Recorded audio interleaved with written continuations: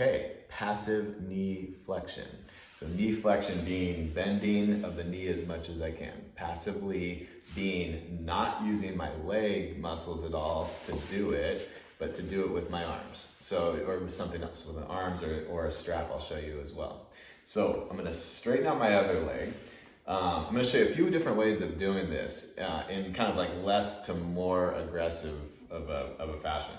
One way, if I don't bend, so preface this with always short of pain. I don't want to go into pain when I'm doing this. So if I start to feel pain somewhere in this area, I'm going to stay short of that. In this case, I can go hands underneath thigh. So as well, sorry, and I didn't mention, but leaning your back, so relaxing your back. Want to be as relaxed as possible when we're doing this. The only thing that should really be working are really your arms. So I'm gonna relax my back, I'm relaxing this leg as much as I can, and I'm just thinking drag my heel. It's important to keep your heel on the ground with this, because it just kind of relaxes the thigh as much as possible. So I'm dragging this back, this is one option. If it's tough for me to reach my thigh, I could use my strap here or a rolled up towel to just hook under there, just making my arms essentially a little bit longer. I want to be thinking pull my shoulders straight back like I'm doing a row, pull my elbows and shoulders straight back, so that my arms really do as much as possible. I could also, if this is not a problem and I can go through the full motion, I could also just kind of grab right around my shin, middle shin or so, and slowly drag, again, my heel towards my bottom as much as I can.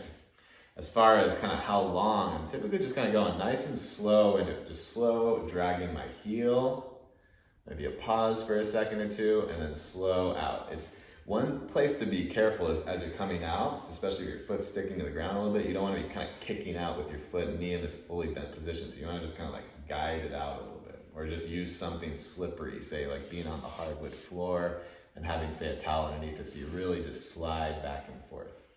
Lastly, the strap. So say I'm all the way down here, and also let me mention that you don't have to go all the way back out to straight each time. It can just kind of be, we're working mostly on the end range typically with this. So it's kind of like you can just come out to a relaxed position, maybe a 90-degree bend, and then draw back into it. Lastly, with the strap around the heel. So this is if you are able to get most of the way back, so beyond this underneath the thigh idea, but it doesn't feel great to grab your shin, or it's hard to grab your shin. Again, extending the arms with the strap.